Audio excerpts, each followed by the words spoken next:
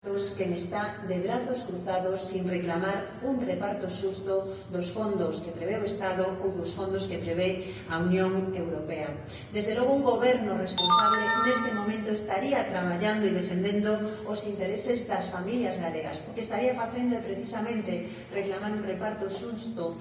para Galiza desos 16.000 millóns de euros que prevé o Estado, un reparto xusto desos 140.000 millóns de euros que prevé a Unión Europea, e só un irresponsable como Alberto Núñez Feijóo está de mans de brazos cruzados, porque é o que neste momento vemos por parte dunha Xunta de Galiza que está instalada na improvisación e na irresponsabilidade nun momento crucial como é este da desescalada.